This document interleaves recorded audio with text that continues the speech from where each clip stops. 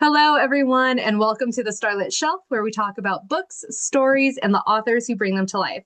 Today, I have Rachel Marshall here and Sean Reagan, authors of Oswald House Ballad of Bastian series. Hello, you guys. Welcome. Hello. What'd you think? Hello. Oh my gosh, are we going to do like a Robin Williams?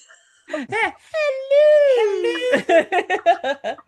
What you guys don't know though is that we've been talking for about 10 minutes already. So I'm so glad to finally be talking to you guys live. We have been sending videos back and forth, but I'm glad that we finally get to talk in person. Thank you for being here. Thanks for having us. Yeah. It's Okay. exciting. We'll see if we can stay on track with this. Yes. Good So luck. yeah, right. First and foremost, can you tell us what Oswald House is all about? Yeah, absolutely. So Oswald House is the first book in the Ballad of Bastian series. It's basically our setup for the series. We wanted to introduce people to these two characters, and then from there, the rest of the series would unfold. It's about a young thief named Eleanor, Mhm. and she picks the wrong pocket and winds up apprenticed to, A very war-torn veteran of very magic proclivities, yeah. and from there they first kind of suss each other out to figure out where they're going to go from, Yeah. and then they finally just you know agree on living in a big house in the back of a crab. Yeah. Yeah. Okay. Yeah. So that's a huge part of this book. Well, it's not a huge part. I feel like Oswald isn't really introduced until later on, but that was one of the things that, like, I was like, this is such a unique story because how often do you get to say that there's a house on the back of a giant crab? Yeah. Our so not to hijack the interview, but our No, main I'm good. two inspirations for Oswald, one, he was just kind of an inside joke between Yeah. Rachel and I, of just like, oh, there's just this little crab that just hangs out. Yeah. And then we start slowly kind of, You're like, worked on it and did like some discovery writing. And then we said, what if Howl's Moving Castle, but also Baba Yaga? yeah. Oh, okay. Yeah. No. And hijack all you want. I want you guys to have the spotlight, right? This is an indie author spotlight. So please take over. And that was one of my questions. Like, how did you even come up with the idea for Yeah. Oswald?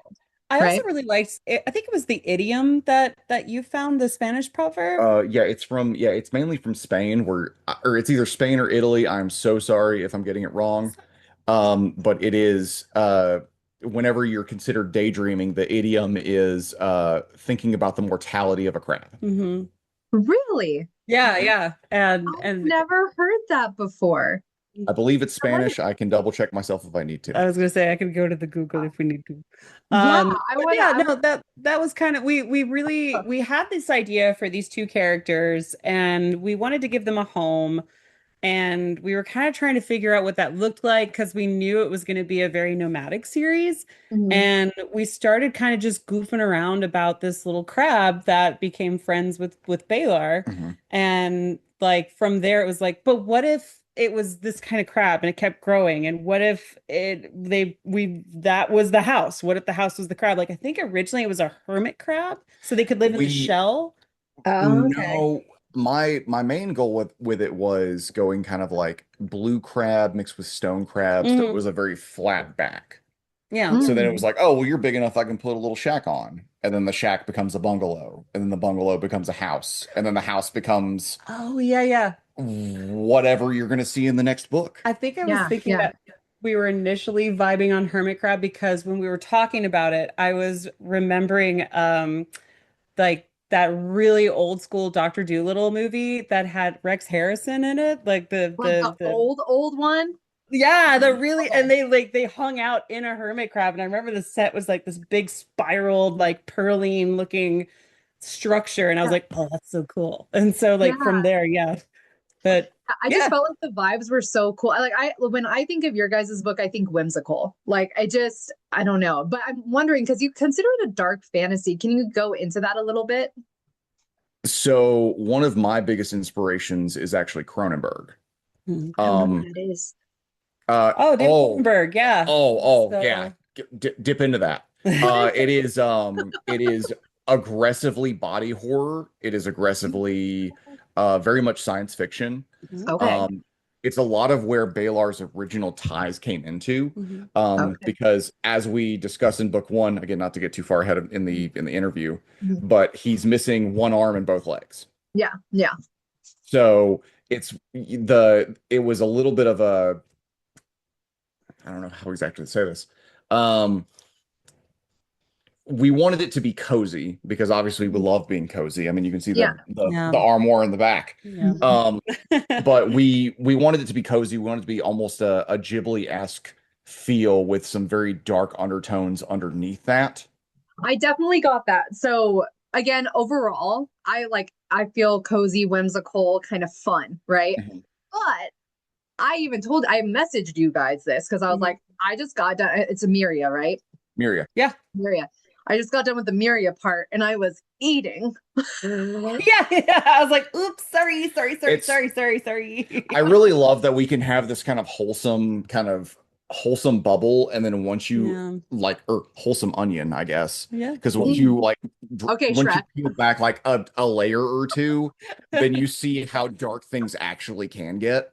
Okay, so Um, I was just gonna ask that because, for example, like Harry Potter. Okay, so yes. you start off with book one, and even with the movies, they make the intro like the Warner Brothers sign. They make it darker and darker as they get on. And Mhm. do you think that Right. that's kind of what your series is going to do? Is that it kind of starts out a little bit more lighthearted with some dark elements to it, but then as it goes further throughout, because even the cover of your next book looks pretty dark. That was the cover, right? You just did. Yeah, the one with our automaton, as it were, coming Yeah. out of the tree. Yeah. Like spoilers. No. But so yeah, the idea is to definitely progress in that way. We have a lot of characters who, like, not just Eleanor and Baylor. There's a lot more that are going to be joining the Oswald house as we go. And they're very keen on finding their peace and finding like safety and finding recovery and healing after some pretty traumatic things. But the series kind of explores like, okay, well, what will you do to protect that peace? What will you do to protect that safety? How important is that healing to you? How important are these new connections you're making when there's all of this stuff that's happened and it's all coming back again? So that the series kind of snowballs a little bit with each book, and that peace and that coziness and that whimsy becomes like even more important for these characters to hold on to And and fight for. actually what I was going to harp on because it's not, I don't personally see it as a progressive darkness. I don't see it going, Yeah. like kind of Yeah. as a downhill slope. Hmm. We're gonna Mhm. have definitely it kind of will come in waves to where we'll have this very nice, very peaceful moment, and then we'll have either something abrupt or something aggressive happen, and Yeah. they figure out how to, one, resolve the issue, Mhm. Yeah. and two, how to find peace in that moment. Mhm. Which is where we've actually been discussing a lot of book two and book three stuff with. Mhm. Yeah. Man, and I feel like that's something everybody needs help with because it's really Yeah. hard to find peace in the hard moments. And I feel like, I mean, those waves, I feel like that's life. Like Hmm. I feel like we go through these really like easy times. Like I feel like I'm in that right now, but I just came out of like a dark place. You know what I mean? And so it's like this is really reflective of life, and I'm interested to see how you guys handle that and how the characters handle those moments of darkness and how they can still find little snippets of light in there, you know? You you have to find Yeah. silence, your own silence in a very loud world. Hmm. And I feel like that's something that we're trying to kind of grasp onto with this series. Yeah. Yeah, we've both have taken our own licks and been through a lot. Hmm. And it's one thing to address a lot of the things that come up in life or a lot of Yeah. the challenges that you face on your own. But it's always, especially it was really fascinating for me, like going through different steps of like recovery or therapy or like, everything on the other end of that. And then being like hit with a surprise or hit with a curveball. Hmm. And you're just like, I have all of these tools. Oh man, I really got to use them right now. Holy shit. And I was Yeah. like, that would be so interesting, I think, to really look at when it comes to blending genres together, like something like cozy fiction and dark fantasy, where it's like, Mhm. what do you do when you have all of these tools that are helpful and healthy and good for you and the people you love around you? What do you do when you have all these tools and then you have to use them?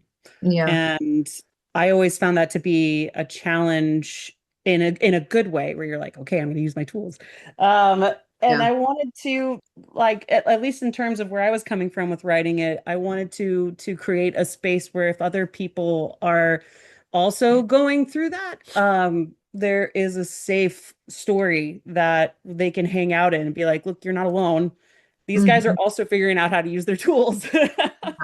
sort of I mean, thing. we talk about because Baylor, he's a veteran, and they mention the war. What was the title of the war again? I'm sorry. Wasn't it called something like what did they Oh, refer to the war as? oh, there was the like it was the sundering of the 13th moon. Yes. That brought about the godless times. A lot of people have just been calling it the war.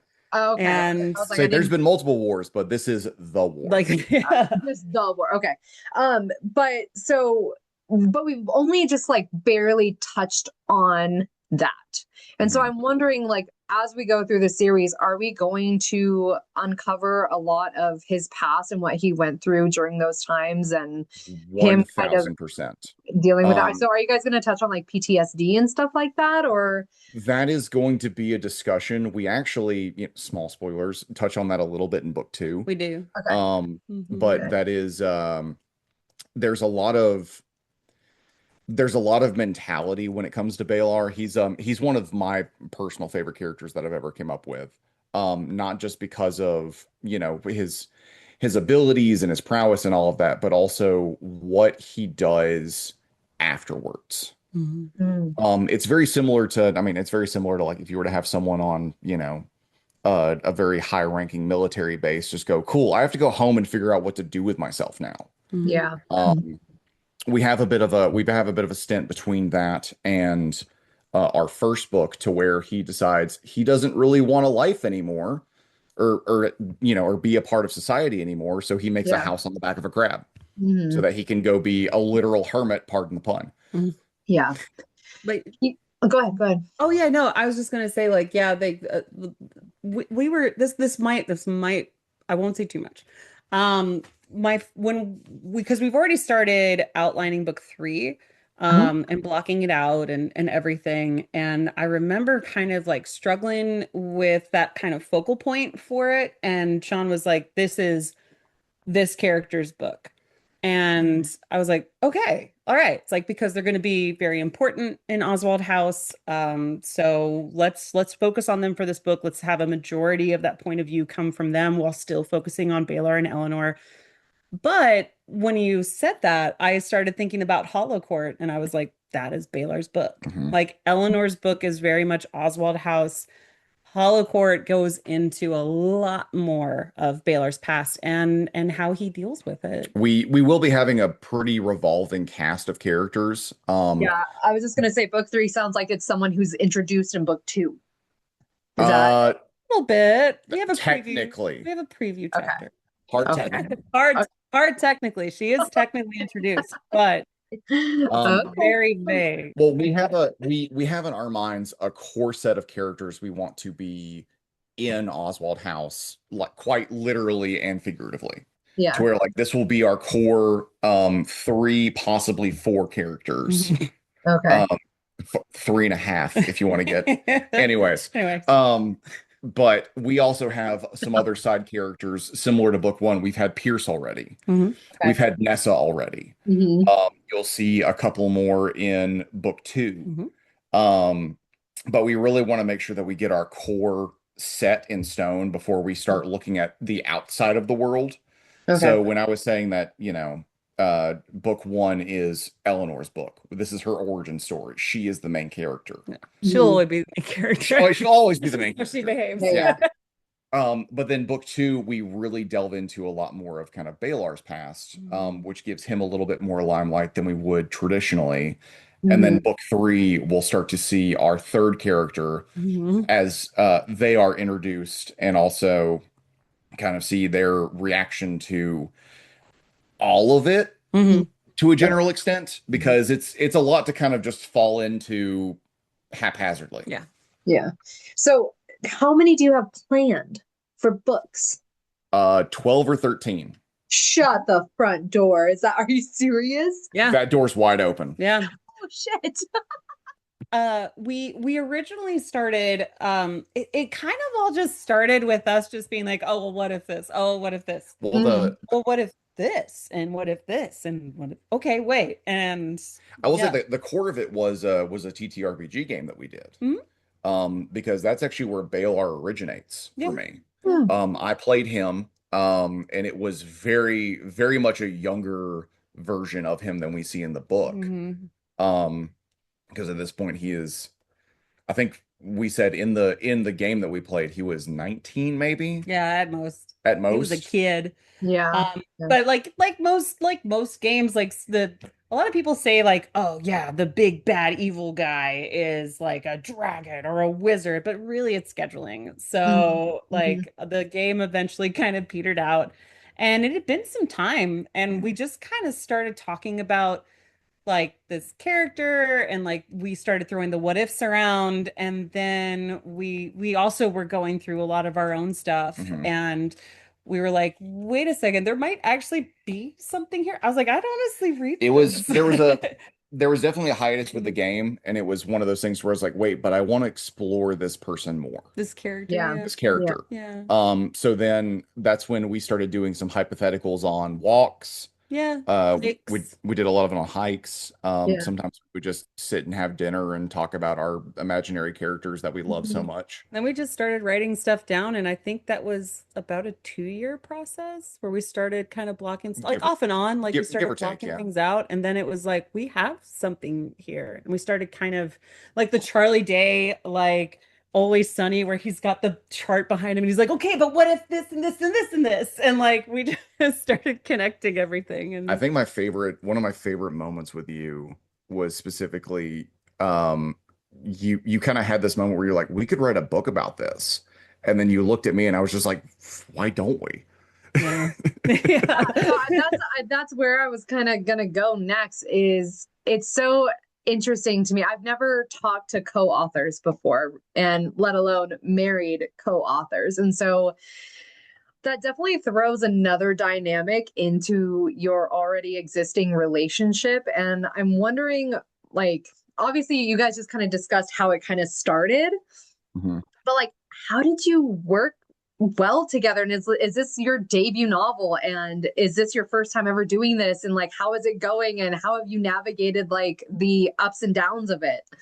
Well, it also helps that we work together professionally. Yeah. You do. We do. I can't get enough of them. What can I say? All I'm gonna say is, so let me just go ahead and backtrack to this real quick. It is so much easier to work with your spouse because when you get home, you don't have to talk about what you did that day. We're just Mm, like, did you hear that thing Because she literally works 10 feet from me. yeah. Yeah. So then we Wow. can, on the drive home, we can go, well, that was weird. Anyways, what's for dinner? today? Yeah. Yeah. So we both work at a butcher shop. I'm the kitchen prep manager, so lots of like grab and go stuff and sandwiches and everything. And Yeah. he's the head I'm fishmonger. I'm the head fishmonger. I cut the fish, I make the fish Yeah. small. Yeah. Big fish becomes smaller fish. Yeah, that's his job description. I make big fish into small fish. Smaller fish. See, you laugh, but that's literally it though. We take big meat, we make smaller meat. He And then makes sometimes small I meat. go, hey, Rachel, here's small meat. And she goes, cool. Here's fish dip. Yeah. Here's crab cakes. Yeah. Here's tuna salad. But you But guys no, like obviously get along well if you're able. How long have you been married? I think it's been like 3 Two, years now. 2 years, I think. 2 years. How long have you been together then? How long have you been together? 5 years. Yes. Mhm. Wow. Oh, you guys Yeah. got married kind of quick. Look at Hey, you. time is a weird soup. I mean, we don't really, we don't Yeah. keep up with it too much. Well, now how did you meet? Now I like want to know the story. Did you meet at the butcher shop? We did not No. actually. So I was working for a warehouse, being the manager of said warehouse. You were working at a local beer garden, Yep. Oh. and we fell in love from our love of professional Yeah. wrestling. I love So you guys so much. so real quick context. So the time is like just post pandemic where people start kind of talking to each other again. Yeah. I actually ran into somebody who is very close friends with my oldest brother. Okay. And he's like, yeah, I work at this location. We do wrestling nights every Wednesday night and Friday night, I think at that point. Yeah, yeah. And he's like, you should come by, have a beer, let's hang out. And it's like, okay, sure, why not? Let's Yeah. vibe it out. Um, and I think it was the first night I came, you were working the beer garden. Hmm. And so it was very much like, hey, nice to meet you. Okay, bye. And then the Oh. second night was where we got the chance to actually talk. And then we both just kind of went, can I swear? What? Yeah, I don't care. Oh yeah, Yeah. no, no. Yeah, okay, cool. No. So it was we had a full conversation. We talked more than we actually watched the TV. And Mhm. I left going, fuck, I liked this girl. Oh, I love that. That's so cute. Yeah. Okay, so back to the question. So Oh yeah. how do you guys find working together in this element? It's really fun. We both have that's such like a it's fun. No, Yeah. we both we both have we have background in like theater and music and Okay. just like performing arts and stuff. And we sort of approach it kind of like with a bit of a theater kid vibe. We've recorded like improv sessions where we'll kind of be like, okay, so we're going to Nuremberg, and oh, it'd be so cool if we talked about this. Like we both have experience like DMing like TTRPG games. So we would just kind of throw out descriptions and ideas, and then just started kind of riffing with improv and re-recorded everything. And then Yeah. And like, well, one of my favorite things is we would have these really big dialogues yeah. as characters. And then one of us would pitch in as like the voice of God, just like, but what if? Yeah, but what if so there was a lot of that. I can't like on I could turn like the camera around, but it wouldn't really show it that well. We also have these like two big like French doors for our patio Mm. that are glass, and we have chalk markers, and so like if one of us has an idea, we'll just go and write on that. Notes all over the damn Notes thing. are all Yeah, over it. so We that's something I'll ask later on is about like any like tools or routines or habits that you guys have for like your writing Hmm. process. So keep Right. that in the back of your mind. Okay, so But on to yeah, question three. oh God. This is going We're to be an hour 20 and a minutes half, and I'm in. sorry. We'll try to start truncating it. We're just having a lot of fun talking to you. It's totally, I block out 2 hours for this, so it's totally Fair. fine. I'm just as bad, okay? Just us together, where this is gonna be a clusterfuck, okay? Listen, we already had enough fun with the video messages and talking back and forth and getting this scheduled. I figured it was going to be a little I extended. was like, we're gonna talk for a while. Yeah, we are. We're gonna My at the end of this know each other's life story. It's gonna be great. Well, my favorite thing is she's logged into the book account more than I am. Mm. So then I'll Yeah. be in the middle of like folding laundry or something, and she'll have her phone out and just be like, "Listen to this." It's here.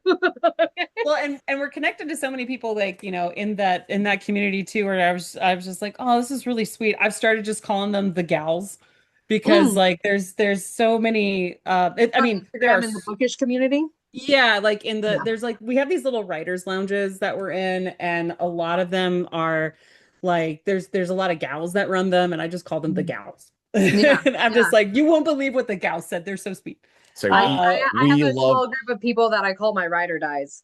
yeah, But there we There you go. go. Yeah. yeah, So no, we love the. Oh, I'm gonna, oh, Uh, gonna say oh, my husband hold, always is like, "Bless you," hold. and then Sorry. Sorry. this Okay. is never gonna get done. No, we're gonna do it. We're gonna do it. We're locking in. We're locking in. No, but on a genuine note, we love the people that we get to interact with on social media. Uh, Mainly in the writers' lounges and situations like that. But also, I mean, obviously that's how we found you. Hmm? That's how we found a couple of our other, as you say, ride or dies, to Mhm. where we I'm so sorry, I'm blanking on her name. Gave her a book, gave her son a book. Oh, Vicky. Vicky, thank Vicky. you. Vicky, I'm so sorry. I love you so much. If you see this, please don't hate me. He's on the Um, spot, okay? He's under pressure, so yeah, just no, but we've had a lot of people that have just reached out and been like, "Hey, we really enjoy what you do." and whether there's questions about other lore stuff that we haven't quite touched base on, Yeah. or whether it's, just talking about our, usual day to day. Mhm. It's been really nice just to see the community that can spawn from just telling stories. Yeah. You know, it Absolutely. it Yeah, go it ahead. makes me feel like we go back to kind of the olden days of where everybody's around a campfire and just talking about stuff they've seen or stuff they've heard, or just engaging. Well, and kind of to your original question too, like we have kind of found a new community between each other with Mhm. putting the story together and being able to like act out these scenes and explore these characters. So Mhm. yeah, it's So cool. a big rounded cool thing. I wish you guys lived closer. I'd totally go hang out I with you. know. Uh, I'd go to a beer garden with you and play video games. Yes. Um, so anywho, um, which character or scene has been your favorite to write and why in Oswald House? Oswald House specifically. My Yes, that favorite one was specifically. my favorite was Gnosis Curios. That was my Oh, favorite chapter. That was my really? favorite And chapter to that's at the write. beginning with Yeah. the Hmm. Minotaur, right? Yeah. Yes, yes, yes. I loved building that interior in my mind. Mhm. There's so many cool things that happen in there. We have our first real description of Balar because he's kind of doing his thing throughout the book, He's kind of revealing himself who he really in that. is. Yeah, yeah, yeah. And we also get our first look at a wizard in that book who has had a unfortunate metamorphosis event happen to him. And Yeah. one of my favorite things with the series as a whole is that wizards in and this is kind of a shout out to just how much I love art history. All wizards are named after uh, a very classic artist. So Mr. Manet is in that scene, and so I got to kind of mess with that, and I just really liked all of the back and forth dialogue. We get to meet Pierce. We get the very first interaction with Eleanor and the monster, as it were, Mhm. and we get our first look at like just I think just different mannerisms from multiple characters in one small consolidated space. I Mhm. loved it. And I also really loved the putrid pickle jar end cap that's in there. I was just Yeah. like,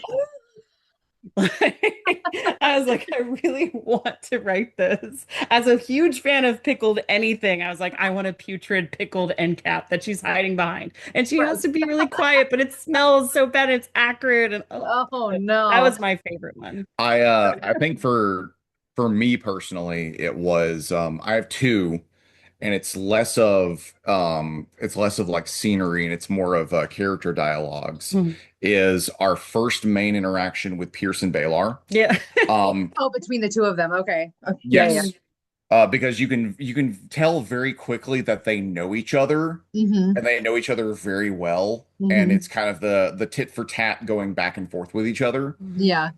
Um, because I mean, it's one of those things to where I never, how dark do I want to get? I never intended on Baylor having friends, let alone Okay. family. Yeah. So that was something that you had mentioned how, he's a veteran and he's kind of has these issues that he's kind of dealing with, but it's like, but something about him is that he has his own community around him. He has Uh-huh. Pierce, he has Nessa, he has Mhm. Vernon, and what's the brother's name? I always forget his fucking name. Uh, Verdant. what? Verdant. The Vernon. Ness's Okay, brother? yes, yes, yes, yes, yes, yes, Yeah. yes, Yeah. Nessa's Yeah. brother. Verdant like the green. Okay. I'm like, I just love Nessa. She's my favorite. That's Yeah, all her. That is yeah. all her. That was my favorite scene is her introduction with Uh-huh. That the was fun. beast and then her coming in and being all like brave. What's her name? Oh, like being like Erica. Merida. Yeah, I I love love that. it. Yeah. Yeah, but that was an interesting part of Balar is that he actually, even though he is like considered a monster, like you hear about this tale of him in the beginning of the story, and it's like, but this guy has developed this community around himself. It may be He a keeps small a very world. tight-knit crew. Yeah, yeah, Whether and he, they've Um, been whether he together wants for to a or long not. time. whether he wants to or not, because Yeah, honestly, there's certain moments where he wishes that Pierce was not there. Yeah. yeah, But they are very much, ride or die brothers at this point. Yeah. yeah. For for worse or for better. Yeah. Usually worse, but that's mainly Pierce's fault. Yeah. I like Um, it how Baylor sets him up with the other kids. It's like, you go take care of them. It's yep. like, what? Yeah, like, Like, what what? are I you don't want to talking do that. about? But I kind of love how, like, also with, like, I think towards the end, he's kind of like, well, I have a bunch of kids I need to take care of now. Like, he like Yeah. immediately assumes responsibility. He's like, all right, fine. Yeah. I'll just I take think care of like my 10 kids. Which is very, I think, I don't want to give too much away for plans we have for characters, but the fact that Pierce like kind of rolls into that role Mhm. Mhm. is very telling for his overall arc. Pierce rolls with the punches to a fault, I Yeah. will say. Yeah. I'm really Um, interested to see Baylor's transformation. I see Eleanor becoming a much bigger part of Baylor than Baylor expects or wants her to be. And I may be getting ahead of myself and making wrong predictions, but like, no, you're not. that's what I'm kind of hoping happens, is that he kind of opens himself up because of this girl.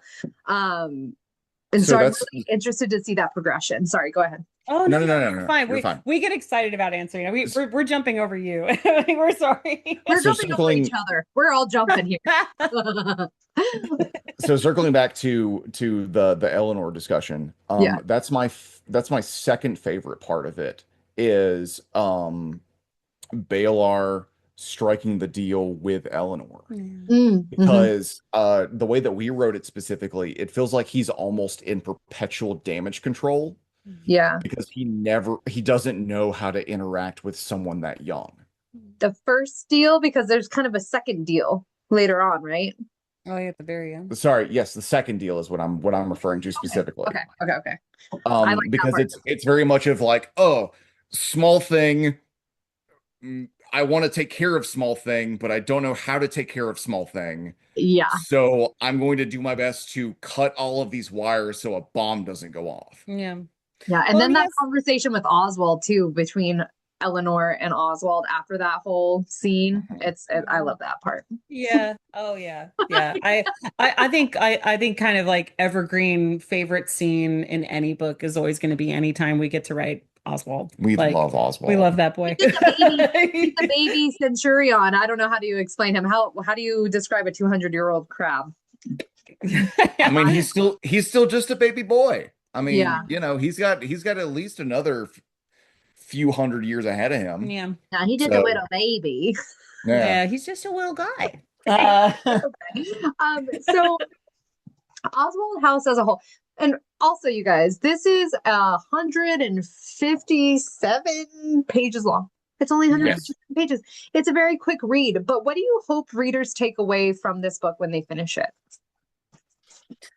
I hope that it's kind of the same way that I could explain it, but I have to say the last few lines of the book, and I don't want to do that. Mm, But I hope that they take away like they're welcome to stay in Oswald House. yeah. They're welcome to see where the scuttle goes next. They're welcome to ask questions and be like, well, wait, what the fuck was that? Like, I want readers to always feel welcome and feel like they are in Oswald House. Mhm. It was very intentional having, Eleanor take center stage for this first book. And she, again, we have no choice in the matter. Eleanor will always find a way to take center stage. Mhm. Yeah. But we wanted folks to hang out with her through this first book because we want them to also feel like they are welcome into the house and they can keep going with it. So I guess that's like the big takeaway. Like I hope that, I hope that they're like, well, what's this? What's this? What's this? I'm curious. Mhm. And since we have this whole series blocked out, we have book two pretty much about to be completely locked from format, which is great. And we have the third book already getting blocked out as well. Like, we have a story to tell and it will be finished and they'll get every single question answered. It's just going to take a little time. Yeah. Oh, yeah. I think for me, the biggest thing with book one is, and I know I've already kind of harped on it originally, but I really I feel at home in senses of community, Yeah. Mhm. where it's very much of like the welcoming in.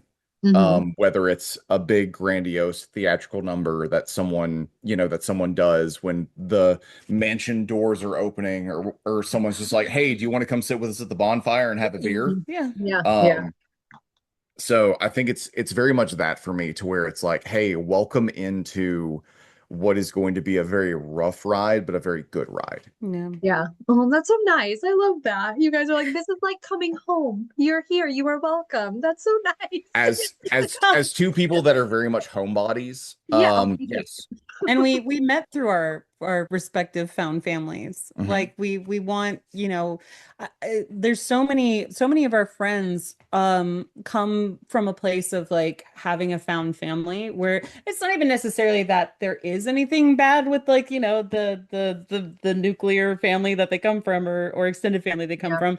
It's just that like over time you grow up and you go out and you create communities with Yeah. people. And that also is kind of the vibe that we want people to walk away from, is that it's just like you just went and hung out with a cool, fun group of people and you want to keep going back and hanging out with them. It's a Mhm. safe place, even if there's moments of challenge and moments of Yeah. triumph. Like it's going to be a good time. It's there's a comfort being around the people you want to be around. Hmm. Whether it's in, in an amusement park or in a home with a fire going. Mhm. Yeah. Um, but there is, it's one of those things to where the door is open to go, hey, come on in. Or if someone says, hey, I'm okay, it's like, that's fine. We'll be okay over here. Hmm. Hmm. You know, That's awesome. Yeah, I really, I mean, it's a pretty cliche quote, but like home isn't a place, it's a person sometimes, or like a people, Yeah. a community. we So basically live by that at Yeah, this point. yeah, Yes. absolutely. yeah. Couldn't agree more. The Couldn't found agree family trope is like one of my favorites, just so more. you know. I love it. I love it. Okay, so we're actually moving on to the indie author segment. Look at us go. We're Hey, doing Um, it. We're doing hey. it. We're doing great. Everyone's doing great. we're fine. We're fine. You We're guys fine. both leaned down at the We both took a little smoke break. We're like, oh, we're at the next thing. No. Hey, we're back. I always feel really weird smoking on camera. Like, I don't mind drinking on camera, but I've like, even if it was like a cigarette or a vape or a joint, I'd be like, I don't want to do that on You guys, camera. it's so bad. So I don't smoke. Yeah, I Good. don't. But I, for some reason, I think it's because I was watching Sex in the City and she's smoking all the time. But I was like, a cigarette just like sounds good. I don't Yeah, know. sometimes, dude, there's so many times where I've been like, God, I really want one. It's been very, very many years since I've had a cigarette, but every now and then I'm like, Yeah, sometimes it just cigarette would sounds be good. really nice right So Don't judge they're me. like now. they're like 12 fucking dollars at this point. Yeah, But there is a part of me every once in a while tries like, I could really go for an American Spirit right now. yeah. I was my husband. He was like, I have a pack in the garage, and I was like, really? Why? He was like, well, remember when we went to that wedding? I was like, yeah. He was like, remember we got a pack of smokes on the way back from it, and it's still. I will say, respectfully, I've been to a couple weddings where I was just like, nope, I need this right now. Yeah. So you just need a cigarette, okay? Anywho, um, this is horrible. No. Okay, so we kind of touched on this a little bit, but what first inspired you guys to become a writer? It sounds like it kind of started from this character in a video game that just kind of escalated and snowballed and So I will say, for me personally, I was a theater kid in college. I dropped out like every one of us does. Um and I always just really loved telling stories, whether it was, me being 8 years old, smashing action figures together and making episodes of my favorite TV shows, Mhm. whether that be like Power Rangers or Dragon Ball or I whatever. was gonna say it was a Teenage Mutant Ninja Turtles. So I did really enjoy TMNT. It was more of that was more of my brother's stuff, so I couldn't really Oh, touch okay. that. Okay. Um, I got Rachel. She's fine. yeah, Yeah. yeah. I was gonna say, I definitely had like a huge collection of Teenage Mutant Ninja Turtles, and I was always like, "What happens this week?" So I was more Transformers, Power Rangers, and whatever Dragon Ball stuff I could get a hold of. Mhm. But no, I always loved telling stories, and it was one of those things to where that's what got me into tabletop games, to Mm, where I could actually, instead of trying to mimic something else that I've already seen, in media or whatever, I can actually circle back to like, what do I want to do? What do I want to say? Or what does my character want to say rather? Mhm. Um, so that was kind of the beginnings of my storytelling, which I've done some short stories and some, slightly longer form stuff that are on my computer that will never see the light of day. I mhm. promise you that whoever's watching this, This is a threat. it's very cringe. Yeah. But um that was kind of the beginning of it, to where obviously I met Miss Rachel, and it was a wonderful, beautiful time. And then she was like, I also like tabletop games. Do you want to play together? And I just kind of went, yeah. I did Yeah, it with the I'm sorry. I must have TXM. misunderstood. So I didn't know what TT meant when you guys said TTRPG. So when I Oh think RPG, I just automatically think video games, but you guys are talking No, about no, like no. So Dungeons and Dragons and tabletop stuff. games. So think of like your D&D, Pathfinders, your right? D&D, Yeah, yeah, yeah. Okay. or Spirit of the Century, Changeling, White Wolf, Daggerheart now. Daggerheart now. By the Yeah, way, Daggerheart's very fun. that would be Not really to sick. not to shamelessly plug somebody. I've sorry that my mind just went somewhere really dirty when you said that. Sorry, I'm like so Nah, go ahead. Nah, go ahead. I have never played any of those games before, but I feel like I could get really into it. They're Well, fun. if we live closer, we can change that. Yeah, well, I like games like a Skyrim, you know what I mean? Like Oh that's yeah. games. And so I feel like I could probably get into like Dungeons and Dragons and I could Honestly, Very easily. similar yeah. vibes. Like you're customizing and building this character and exploring a world and going on adventures and making connections with different characters. It's the same thing, but sometimes it's with your buddy Joel or Kim, who's also Yeah. at the table, Yeah. and Yeah. whatever plethora of NPCs, the DM can just be like, that's Nigel. You meet him and things I happen. will say, Um, I'm going to say this very genuinely. If anybody ever wants to know what discovery writing is like, play a tabletop role-playing game, yeah, I'd Mm, agree. because it is one of You those can things. discover a lot very quickly. Because yeah. you can have this whole core mindset of like what your character's goals are, what their ideals rather, what their Mhm. flaws are, and then all of a sudden you snap back at somebody, and you decide that you're going to wear their head on their hip for the rest of the It game. happens. That happens. That's something I did. I'm Yeah. sorry. Yeah. Yeah. Not sorry though, really. I will say like on my end, like I started writing really young. It was very like it was borderline compulsive.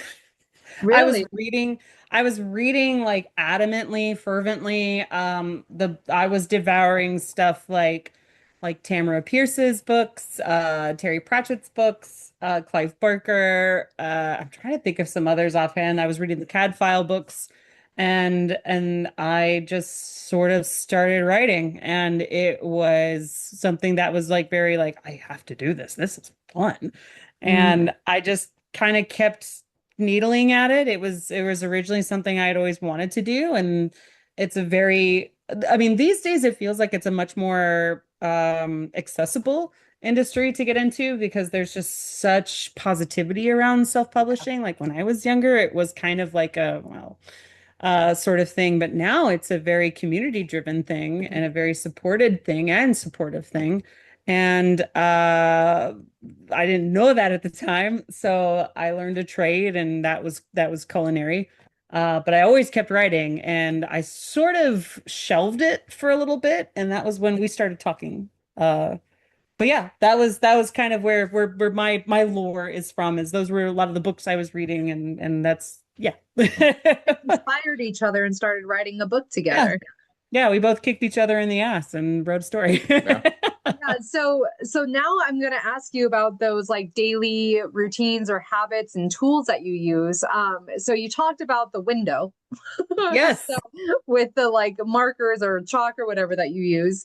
So Yes. how do you collaboratively write together? Like Do you just both sit at the computer and you type each sentence and like do it at the same time? Like, how do you, or do you do it separately and then like look it over? Like, what's that process like? A little bit of each. Oh, Yeah, it's so we have our if we have ideas, we write them down on the winder, Say, and I will say for me personally, it's a lot of the audible, what if this happens? yeah, okay. Or what if that's usually when I hit record. or Oh, what okay. if this interaction has a discussion with this interaction Mhm. and they Mhm. collide? And Okay.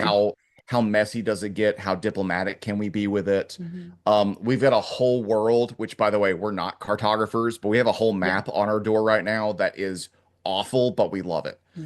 Oh my God. That's But something yeah, that this is so weird, but like that's something I always wanted to do was make fantasy maps. Cause I remember like in elementary school, I would look at maps and then like redo it on my own. And I thought like Uh, I love doing it. And I'm like, I think that would be so much fun would be to create fantasy maps. I think like eventually we will probably because I did the same thing. Yeah. I think eventually we may cave and drop a map in a book, but I don't know. Like I'm kind of I in the don't point where want it's just like if you see the world the way you see it, that's okay. so I don't want Um, so here's where my side, and I think we may be a little conflicting with this. well, If Oh, we uh-oh.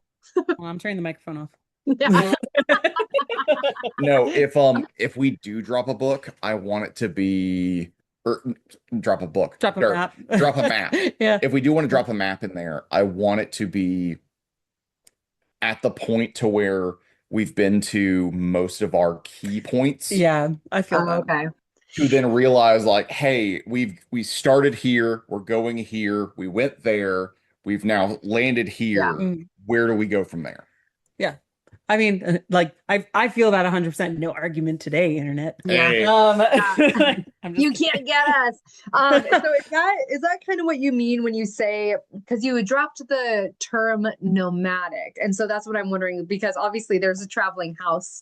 So is that what you mean? Is that they're never really settled into one place except for on top of Oswald? Well, there. Okay. and yeah, I think that's very much a part of a lot of the themes of the series is that like we have these characters who want to put down roots Mhm. and they don't quite know how to do that. Hmm. And that's kind of where that nomadic element comes in, at least for me. Of they have this home and they have a very stable foundation for lack of a Yeah. better word. It's But yeah, they don't really quite know where to put their roots down, and that's I think part of the discovery for them through the series is finding that place. it's kind of wild where the place you call home can also be kind of mercurial in a Hmm. sense, to Hmm. where it's just like, hey, like this is And home for fluid, yeah. me, but we're now on the opposite side of whatever continent we are Mm. because we decided we have to go talk to these guys and have a discussion and have another book about it. Yeah. And that's where kind of a lot of that routine and that process comes from too, is that, we blocked out the series. And since then it's just been like, well, now we have to put muscle and blood and skin Mhm. on this skeleton. Yeah. And that's kind of where a lot of the improv comes from. And, we have our characters, we have our key moments throughout each book. And now it's like, okay, but what's all the juicy bits and what's all the cartilage and what's all of the everything in between all of Yeah. that? Like, how do we fill those like, it's one thing to have an idea and write it down. And then it's kind of like, okay, but what's happening between these like two things? Mhm. Hmm. And that's where a lot of that routine comes from is we're like, okay, well, let's explore that and we'll improv and we'll set up computers and kind of like play around with ideas and just flesh it out and just kind of keep honing it as we go. Say we have the windows, but also we have many a notes on each of our laptops respectively Yeah. of just different ideas we've had questions about or stuff we want to explore later Mhm. or just generally like, hey, what if this was a problem? Yeah. And then go from there. You guys have probably the most unique method of writing that I have heard about from an indie author. So I just have to say that's so cool. So I feel very thankful for that, but also I feel like that was your polite way of saying you're so messy. No, you know what? No. So No, no. Every indie author has said like, I don't do it the way that you're supposed to do it. And so they'll like, I don't know, like going out of order of chapters or something like that. But like No. I've had so many people say like they just don't write the way that people think that you should be writing. And so it's like, whatever works for you guys, Yeah. that's fine. Then do it, who cares? Well, and that's what's so cool about like connecting with like, other writers, and also like, the folks that like you're talking to as well and highlighting, is like it's so cool to see what everyone does. Because like there's even been moments where I'm like, oh, that's a really good idea. That's Yeah. a really good idea. Like I didn't think about that. Like writing routines are so unique to like so many different writers and so many different authors and such. And it's really cool just seeing like how so many people interact with this medium, Mm-hmm. and how it's like, you have some folks who are just like, no, this is my Excel spreadsheet and this is what I'm doing.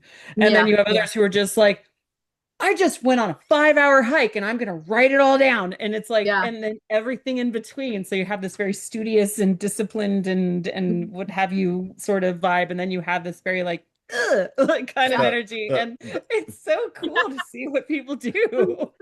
So it was very much one of those things to where, I mean, you came up with one of your favorite characters on a hike. I did Um, actually. Yeah. I feel like I and called myself out on accident. you definitely did. But on the, on the contrast of that, like we'll come up with our own characters to where it's just like, hey, like I found this possum in the garage and I hit it with a broom a couple times and it made some noises and I decided to write that out. You know. It happens whether Legit you awesome noises. I was gonna say this is actually, that is not actually a thing that happened, and now I'm worried. Joke's on you, we don't have a garage. It is actually a Oh. carport. Oh. Oh. No. I don't know. Anyways, I've not hit a possum. Just want to get the Oh, record okay. straight. No. Hello, PETA. I need you to come get me. For a second, I was like, bitch, are you getting on the phone during our interview? What are you No, doing? no, No, we it's so going back to one of the discussions that we've had in the video messages back and Oh. forth. And then we'll keep going. And then we'll keep going. We swear. We swear. You guys, I'm fine. I'm chilling. Like it's all good. So Now you're making me want to drink though, because I'm like, man, I have some vodka downstairs. I can go grab it real quick. No. I mean, We can I take mean, we're not going to say no, but we could take an ad break. Do you have a sponsor? I don't know. Like, yeah, no, I wish. God. And there's a possum who's like, have you been hit by a broom in a carport? Call me. possum rights. But what were we talking about in our video messages? Continue. okay, so just gonna retain that. Yeah. No, We're a lot of serious. our writing aspects is definitely more discovery writing than it is like planning. I think the What do you big thing mean with by that? us, I don't know what discovery writing is, I guess. Is that just like Well, I think what, I think like a good example is like, we've talked about how we did plan so much of the series out, and and then you get into the Word document and you're like, do, do, do, do, do, but and like just something kind of hits you. Like okay. that's discovery writing for me, is that Okay. you can have a plan and have a system, but then once you're in there and you've got like the flow going and Is you've that got when that people like say creative like sorry, is that like when people kind of say like the character kind of wrote it themselves? Like Yeah. is that Yeah. we kind of have what one of those in book one, and Yeah. It's Pierce. it was Pierce. it was Pierce. No, so going back to our video messages, I'm getting back to one, I promise. We discussed a little bit of Brian Sanderson Oh, and yeah. and a little bit of the Mistborn series. And Mhm. while I've personally never read any of his books, and I don't Mhm. think you have either, I haven't, but I really liked all of like his speeches and Yeah, he his did a lot of web seminars his seminars. I I believe it couldn't was at a believe specific college that discussed a lot of it was really Yeah. cool. I his was specific like, this is processes. good, but this is sick. Yeah. So it's funny because in Mistborn, because she comes from it's like she's on her own, but she's part of like a hubbub group, but she doesn't want to be a part of it anymore. Mm, And he kind of takes her under his wing. This God, what's his freaking name? I can't think of it. I've only read it once, but it's gotcha. like that very like apprentice and like master, a young older man, a young girl. He discovers her and then teaches her his magic. Like it's, Gotcha. but it was I really do. reminiscent of like the kind of setup, I guess, for the story. But other than that, it's not. But I mean, it's kind of Yeah, wild to me, to be honest with you. that's wild. I will say one of my favorite tropes is Apprentice. I've always really liked it, but it was actually your idea to bring in Eleanor because like We, we were originally just gonna have it, I think, just be Baylor and Oswald, and you were like, I want him to have an apprentice. mm, well, at that point, we had discussed that, like Baylor has Oswald at this point. Yeah, We've discussed that there's a house already established. yeah.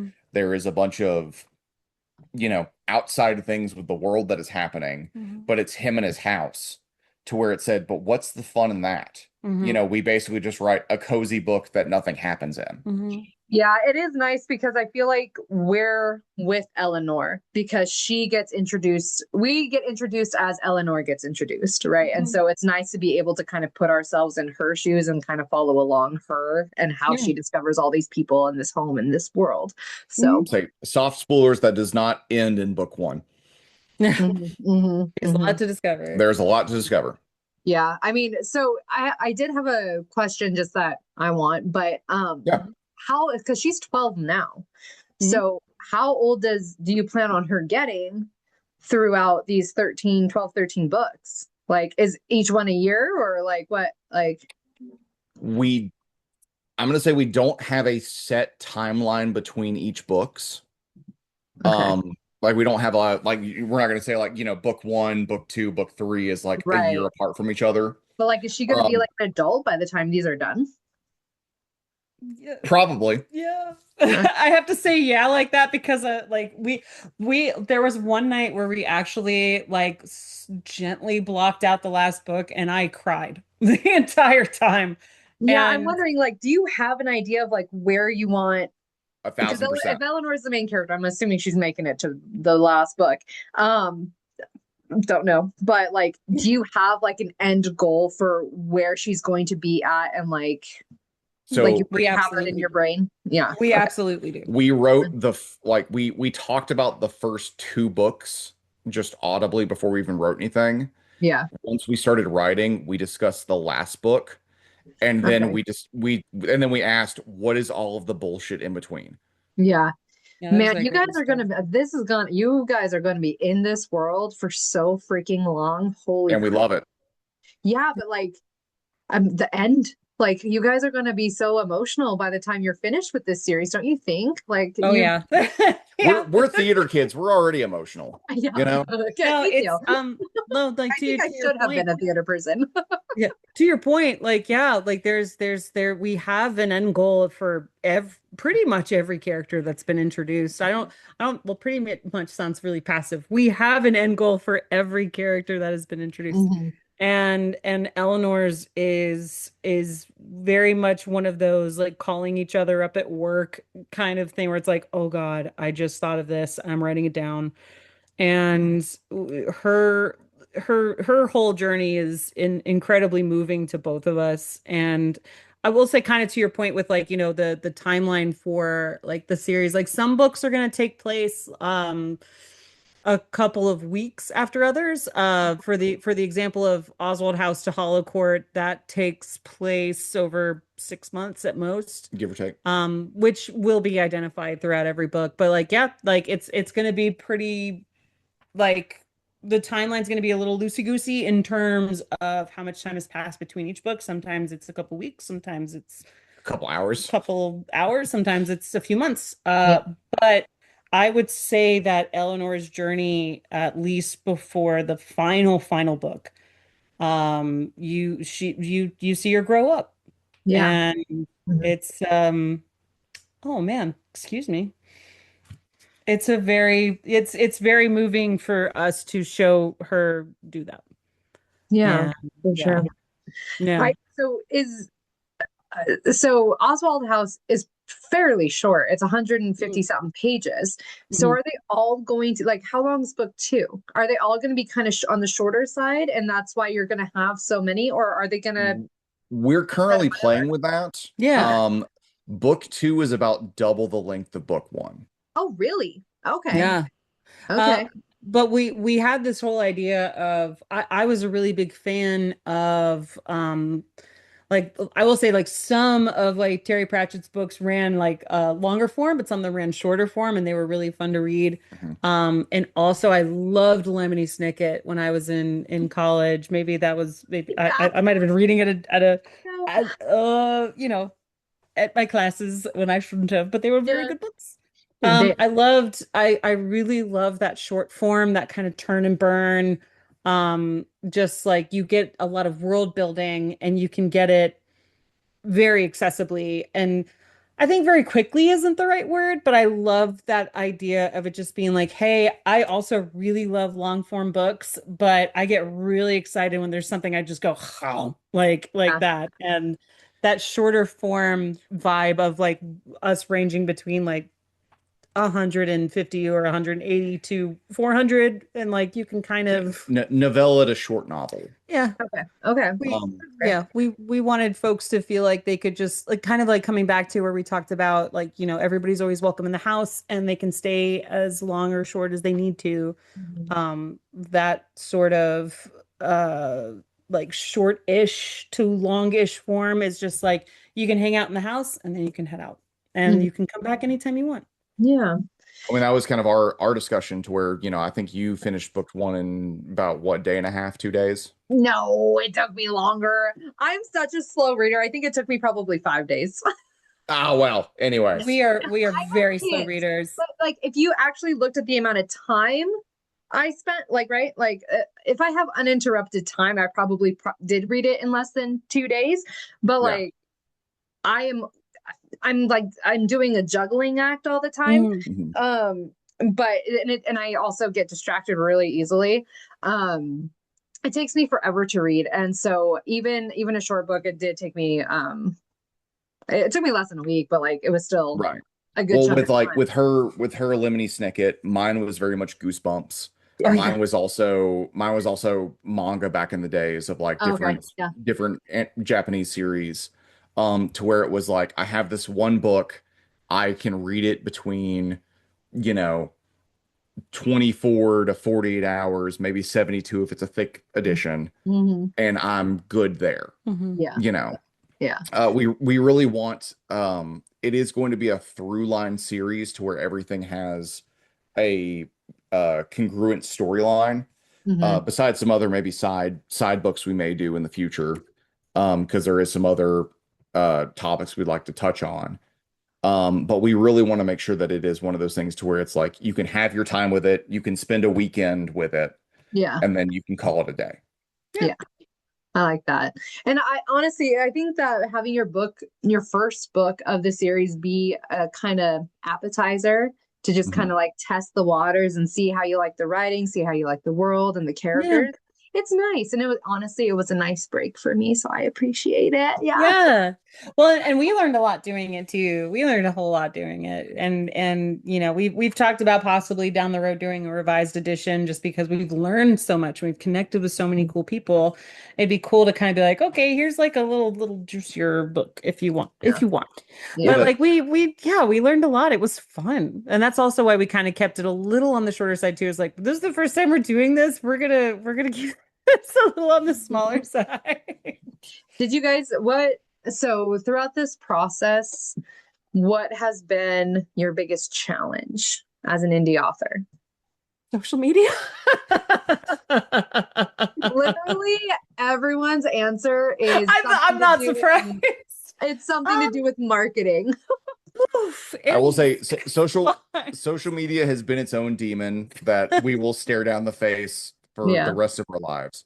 But I think for me it was, I mean, for us it was our beta readers, Yeah. Really. because we gave beta reader copies to a couple of our close friends, and then we got opinions from all sides going like, "Oh, I don't know how to even be receptive to this right now. Yeah, there's definitely like there's kind of moment where you're like you're putting your baby out there and you're like, whoa, this is some crazy feedback. Holy shit. Yeah, I But was like, like it's sorry, it's go ahead. it's also good though. Like, Oh, it's a you thousand know, percent good. my favorite was our buddy Ashlyn, who she was like, is Baylor hot? I don't know if Baylor's hot. And I was like, well, subjectively. Yeah, he looks attractive in the character art. Yeah, it's just so funny because I feel like a lot of people, it's just so hard. Like when you describe your book, then it sets like certain expectations, and then people go into it with these expectations. And then when those expectations are not met or look different than what they expected it to be, then it's like, oh, they're disappointed. But it's like, I don't know. I try, like, when I'm reading a book, I try not to have any expectations and I just try to be open to the art, I guess. I don't know. I don't know.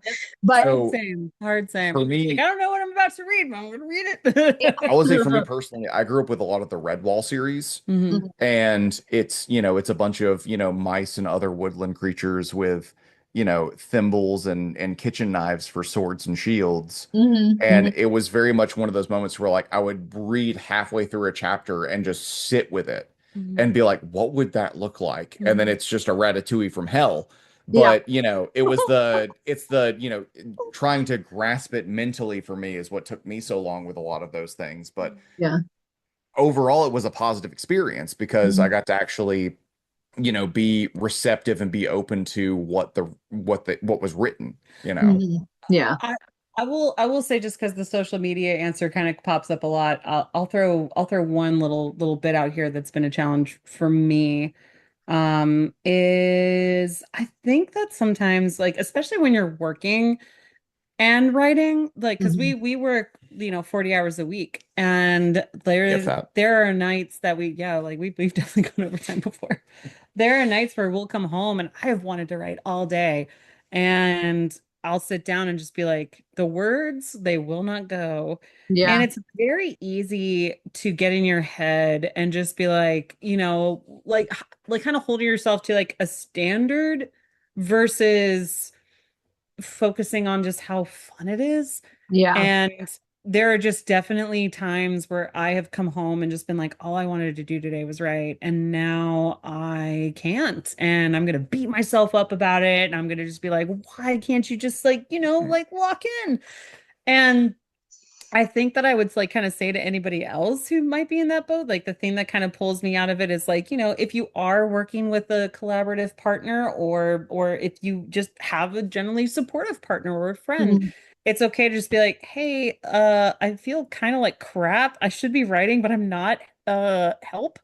Yeah. Um but also, like, if you write one sentence or you write one paragraph, or suddenly just something kicks in and you're just going, like, it's okay. Like, Yeah. the story will come out of you. Like, Mhm. Yeah. it will come out of you. Yeah. So, like that, I have to keep reminding myself of that sometimes when I come home from like tougher days, and I'm like, man, I didn't fucking write today. That sucks. Mhm. It'll come out.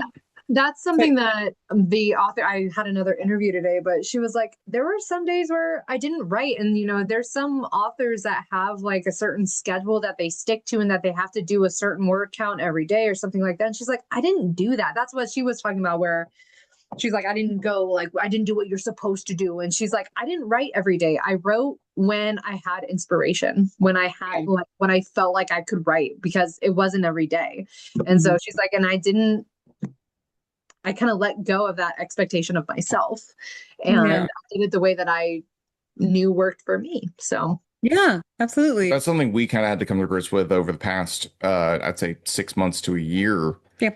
with our things, is to where it's, we want to write all the time, Yeah. yeah, but we have a set off day to where it's just like, okay, what is our bandwidth looking like? Yeah. yeah, It's yeah. like, do you just want to order, Chinese takeout and then Mhm. just riff about the book? Yeah. Do you want to like just get notes down and then we can write later? Mhm. Or it's, hey, are you feeling good? Do you want to go ahead and rip through 3, 4 chapters at one time? Mhm. It's definitely, I will say, as partner writers, Yeah. it's been doing the, as much as I hate the whole like, a relationship's 50-50, it's definitely not. It, No, it because is I mean, it you're is kind of never meeting each that. other where you guys are at. And it's like, Yeah. so sometimes I'll be at 70 and he'll be at 30. And then it's like, okay, Hmm. well, let me help. You know what I Yeah. mean? Like, let me take Oh this. yeah. Yeah. So, Oh I yeah. mean, there'll be moments where, she'll come to me and just be like, I don't want to write. I don't really want to do anything. I just kind of want to sit and relax. And, but she still wants to do things about the book to where it's like, hey, what if these two characters had this interaction in this scenario? yeah. And then we'll just sit and talk about it, or we'll do silly voices about it, Yeah. or, That must be such a nice, like, benefit of being co-authors with the person that you live with. Mhm. Because when someone's feeling in the slump, then the other person can try to either pull them out of it or just take over and let them have their rest. And it's Right. like that's really nice that you get that kind of break and or motivation. So Mhm. Yeah. that's Yeah, interesting. a really big thing with us is also just we're perpetually tired, little people. Yeah, it happens. So it'll be one of those things where it's like, hey, you're gonna go take a nap. I'm gonna go edit, or Mhm. I'm gonna go look at Instagram and see what people are saying, Yeah. or we try our best to take turns with that to Yeah. just to kind of, make sure that the load's, equally bearing, Yeah. no matter what day it is. But, as I mean, this is my buddy. I Mhm. like Yeah. hanging out with my buddy. Yeah. hmm I have you ever heard that like God, it's that like really big content creator couple on Instagram, but they had this podcast and people they were commenting on how people always say marriage is hard. And they were like, I don't feel like that's true. I feel like life is hard, Hmm. but my marriage, my partner is what makes it easy. Like Yeah. they Yeah. help me to get through the hard part, which is life, not my marriage is the easy part. It's, Yeah. you Yeah. Oh know, yeah. This I couldn't agree more. I couldn't yeah. agree more. I mean, I, it's one of those things where like I mean, it's without saying it, there's, no one else would ever be like, hey, look at this bullshit too, you know. we need to hang out, you guys. I really like you. Yeah. Um, Oh yeah. Sorry. so what has been your proudest moment so far in your writing journey? I think for me it's twofold. One, I've wanted to publish something since I was a kid. I wrote like my first book when I was like 13. Oh, Like 12, 13-ish. Actually, that's actually where Nessa originally comes from. And I thought about Nuremberg when I was 18, 19 years old. wow. And so getting to kind of bring these characters to life that like I hung out with when I was younger, like giving them a page and seeing them on the page, that was great. That's so And cute. Little Rachel's so proud of you. yeah, I was gonna say like a little Rachel's like Yeah. yeah, little like Eleanor coded Rachel. Yeah. um but I think the second thing actually has just been like it's I don't know if this like qualifies as a proud thing, but like I am just it makes me really happy like how many people we've connected with. Yeah. And because originally like I was just kind of like I don't really know what is going to be out there like when we start going to like the social side of things. But we've gotten to connect with people like you Mhm. and with readers and with other writers and people who like really care about like you know supporting indie authors and artists and everything in between. And that is like, oh wow, I get to like kind of be part of that constellation of these really incredible people. That Mhm. I'm very proud of that. And it's very exciting. And like I don't know if we're ever going to like get to like if we get to a point where we can just pay a couple bills with how many books we sell, that's great. Yeah. But like it's just cool being a part of that community. Like I'm very hmm proud of that. Say we came to an agreement very early that we're not going to be the next Joe Abercrombie. We're not going to be the next C.S. Lewis. We're not going to be the next Yeah. Tolkien. Yeah. Like as long as like we enjoy telling the story while also it being minimally slash moderately, a positive impact on our lives. Like that's we just want to tell the stories. And we want to make connections like this. It's really sick being able to do that. That's a privilege. It's like a hardcore privilege. It's really And to cool. put something like a piece of art out there that you guys both did together, it just must be so fulfilling. And I mean, I feel like that's just such a big thing to be proud of because it's all yours and it's you didn't I don't know, because some people write for others, right? Like they Right. write to market. And it's like, no, you wrote about people that you've been dreaming about since you were young. And it's like, Mhm. how incredible is it for it to be here? Like you have Yeah. it literally right here and you did that. So That's incredible. reflecting on what Rachel said, that was actually my proudest moment was once for book one was actually published. Hmm. So for me personally, in my lizard man brain was just like, we can do this. I Hmm. know for a fact we can do this because book one is done and it Yeah. is available to purchase. Mhm. So what is stopping us from doing the next 12 to 13 books Yeah. Hmm. going forward? Yeah. Because as long as we're having fun doing it and as long as we are enjoying it, I'm fine just making it happen. Yeah. Where there's a will, there's a way, right? Absolutely. Do you have Absolutely. any advice? So, I mean, we talked about a whole range of challenges, but do you have any advice for any aspiring authors? Do it. Yeah, that Do is it. such a common answer. Almost every author Do says it. do it. It's true. I will Art. say And be patient. Be Yeah. patient. Don't rush it. Don't rush it. Like it's like I want to get it out. I want to get it out. I want to get it out. Like do it and enjoy it. Just enjoy it. Like it's yeah. That's yeah. Yeah, I have will fun say for because otherwise, why are we doing it? Sorry, go ahead. Yeah. no, you're totally fine. Yeah, no. For me, in conjunction with that, um, they always have the discussion of where, you let go of your art once it is published to somebody, Yeah. whether it's music or writing or whatever.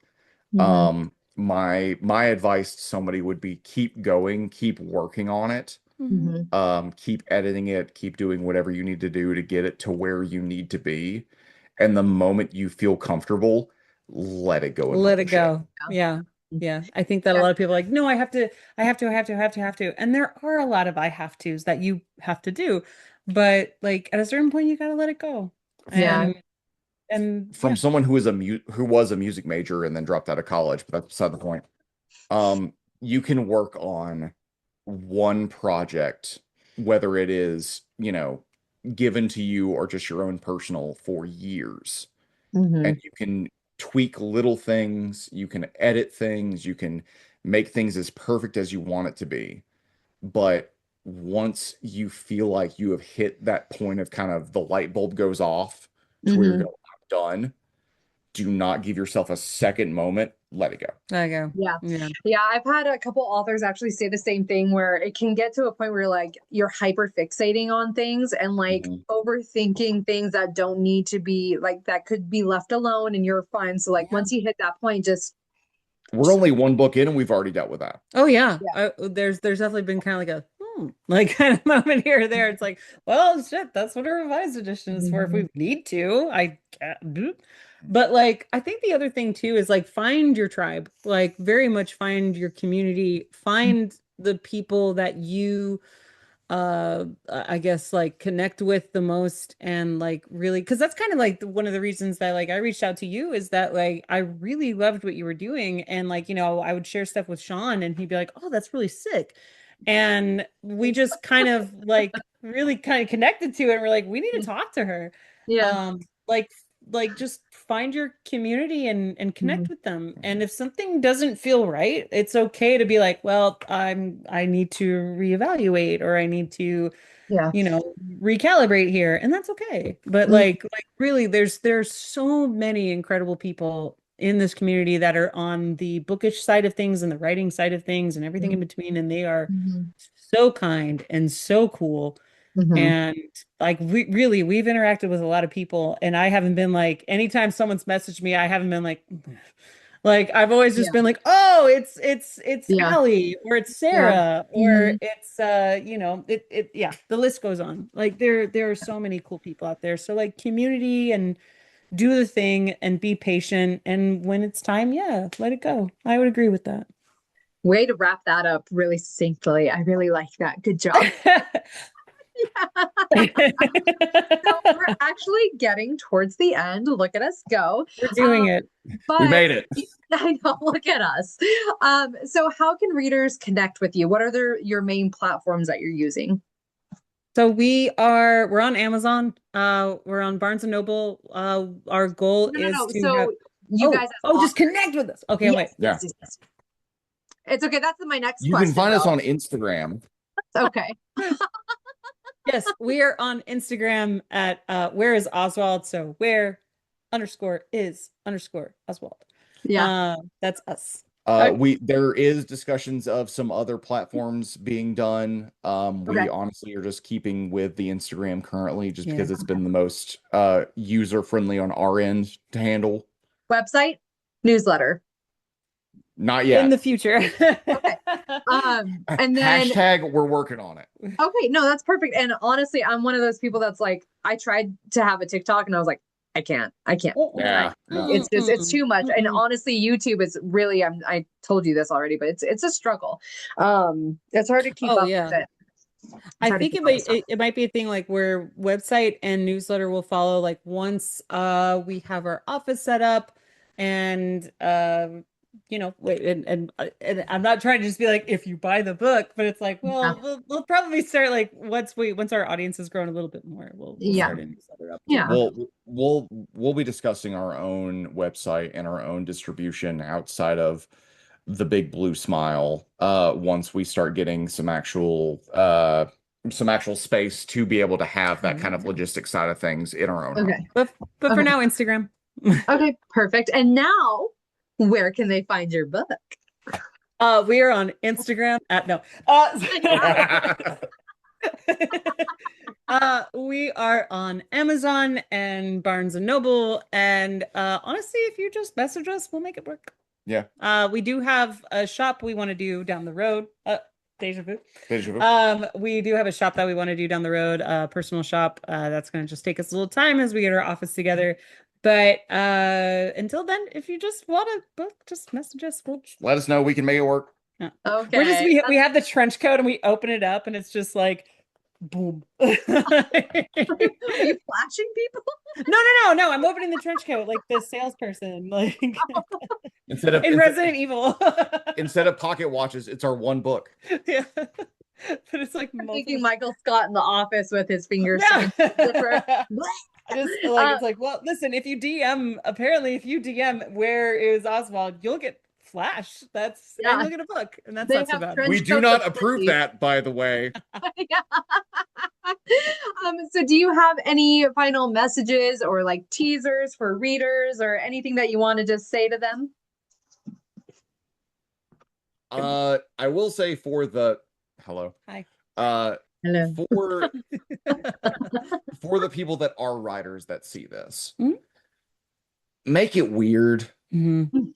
Make it like honestly, like everybody loves a good curveball. Make it fucking weird. Yeah. For like, I I don't know like if people are gonna like this. People will like it. I mean, spoilers to book one. Baylor loses both of his arms in book one. Yeah. Like, make it fucking weird. Yeah. Yeah. And the way it grows back. Yeah. Listen, It's like, I oh. was not planning for it to be very similar to Deadpool, but here we are. Here it happened. I've never seen Deadpool, so I have no idea what that reference is. Good. What was I gonna say?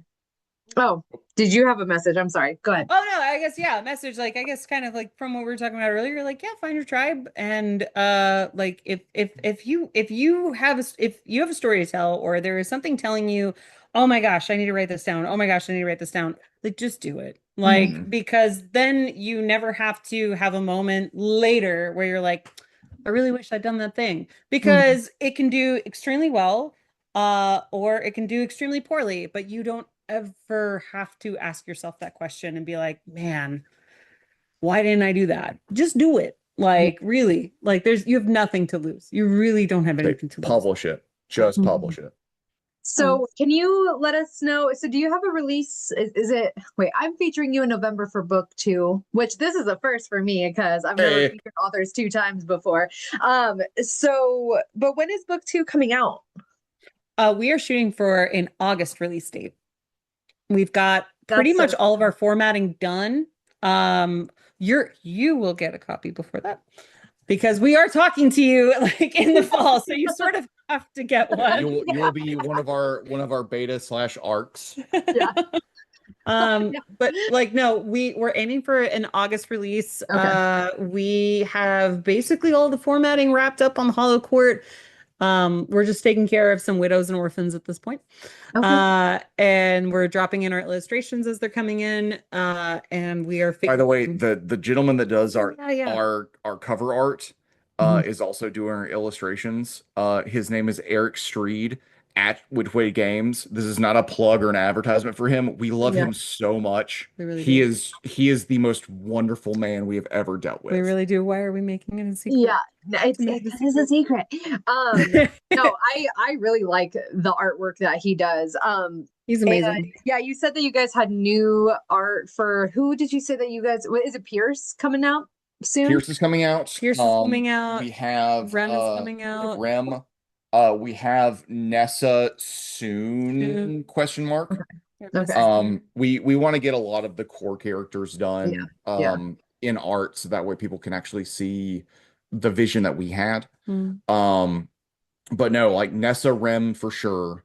And then we will have I think 3 or 4 different illustrations in book 2. Yep. Once it's released. Okay. Because we had our own ideas and Eric's just like, I can do that. And we were like, okay, cool. Yeah, let's do it. That's awesome. Yeah, no, we've got book 2 is basically just kind of in its last looks phase, and that will be out very soon. And we'll have a release date probably sometime in the next few weeks. And we'll be talking about it here at the Starlit Shelf. Yes, we will at this. Now to plug myself. So well, you guys, thank you so much for being here. I've had so much fun, too much fun. Yeah. And you guys, I don't There's think no such thing as too much fun. There was an exceptional amount of fun. We need to work on that. You guys, we're gonna be doing a live in November. Yeah. I'm definitely bringing a drink. And it's going to be chaotic, but I am so excited and I'm so grateful that you guys decided to work with me because I think you guys are awesome and I loved Oswald House and I can't wait to read the next one. Thank you so much. Thank you. Yeah. All right, you guys. Well, if you want to hear more from other indie authors and discover more hidden gems, don't forget to hit like and subscribe. And until next time, happy reading. Hey. Hey.